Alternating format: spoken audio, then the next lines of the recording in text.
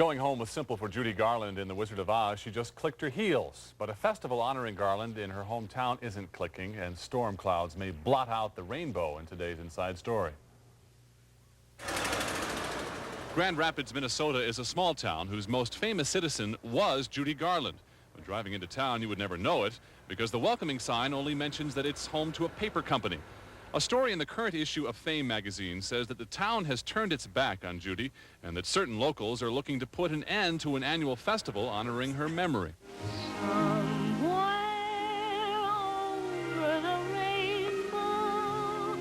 Judy Garland was born Frances Gum in Grand Rapids in 1926 and lived in this house. She moved away when she was 4 years old, but when she was asked to return for the town's 50th anniversary in 1941, she didn't show. The town's newspaper publisher says that some folks still remember that. Some of their feelings were hurt when Judy Garland appeared to be ashamed of her hometown, and they remember that. And the smaller the town, the longer the memories. The director of the Judy Garland Museum says others did not approve of the way Judy died of an accidental drug overdose. The way she ended her life, I like to say it wasn't the way that a girl from northern Minnesota should end up that way. The first festival was held in 1989 and was a huge success. But in 1990, the town flew in a large group of the original Munchkins from The Wizard of Oz, and the festival lost money. Dr. Daniel Kelly resigned from the County Historical Society in protest. They shipped in all the Munchkins this past time. I think there were 13 or so from all over the country. We ran almost $8,000 in the hole. But despite the flap surrounding the annual Judy Garland Festival, the majority of the town's 8,000 or so citizens still have a special feeling for her. We're proud of the fact that she was born here, and we're proud of the opportunity to show our community to people who are interested in Judy Garland.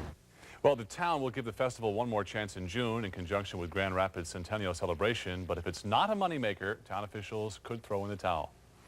The controversy about Judy Garland continues in a new book about her stint on network television, and Leonard Maltin is here to take us inside the pages of The Rainbow's End. Hi, Leonard. Hi, Mary. Well, television series, often have a high mortality rate, but there are some shows that have never been forgotten, and one in particular that barely made it through one season, and it's almost 30 years now. What show am I speaking of? Well, the Judy Garland Show, of course. It's a high-water mark in TV history, but a show so troubled behind the scenes that it's been the sole subject of two books, one written years ago by Mel Torme, who worked on the series, and a new one that reveals even more of the story behind Judy's memorable time on TV. I feel a song coming on. In 1963, Judy Garland signed with CBS to host her own weekly variety TV show. A new book titled Rainbow's End, The Judy Garland Show, is a revealing glimpse into all of the backstage politics and turmoil that engulfed the short-lived but critically acclaimed series. The show's original producer, George Slaughter, wanted to create a series to feature his star in a light not usually seen on television in the early 1960s. Part of the fascination with Garland was always the flaw, because something would happen and she would laugh or she'd get mixed up. The woman could be a pain in the butt, boy, but when that light went on, she was there for you. Forget your troubles, happy days, come on, get happy, here again. The Judy Garland Show featured some of the greatest talent in show business history. A 21-year-old Barbara Streisand joined Judy and Ethel Merman, and a young Liza Minnelli showed the world that star power ran in the family. Wherever we are together. But some network executives weren't happy with the show's loose, unscripted style. Judy's other daughter, Lorna Luft, remembers that there were even disagreements about the song she wanted to sing. She wanted to be able to get out there and say, look, here I am. I'm not Dorothy only.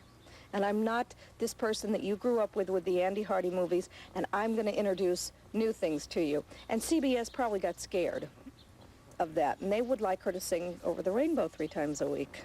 Jerry Van Dyke was featured on Judy's show as her comic sidekick. He remembers that the comedy sketches they wrote for her never seemed to click.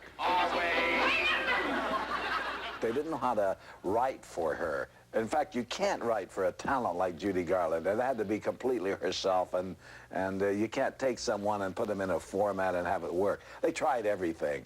How I wish I could forget. The series only lasted one season, and Judy's production company, which produced the program, lost a great deal of money. Rainbow's End author Coyne Stephen Sanders believes that she never recovered from the show's demise. Well, Judy was 41 when she signed to do the series, and when she did, she was at the top of her career. And she signed for the series really primarily for financial security, which she had never had before. And when the series was canceled after only one season, it sort of triggered her professional and personal demise. It affected her health, and it was a blow from which she never really recovered.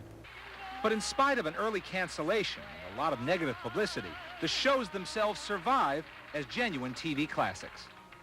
Stars today come and go, but nobody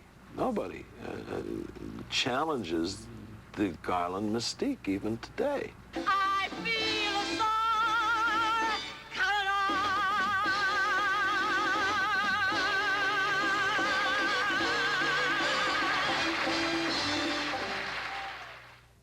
I was just a kid, but I remember watching those shows back then, and they were great, and they're still great. Some of them are coming back, in fact, on the Disney Channel starting next month.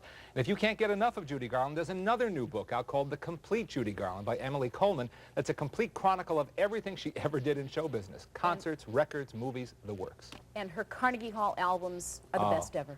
Unbelievable. Thanks a lot, Leonard. Good piece. John Goodman exposed in a photographer's lawsuit when we get back.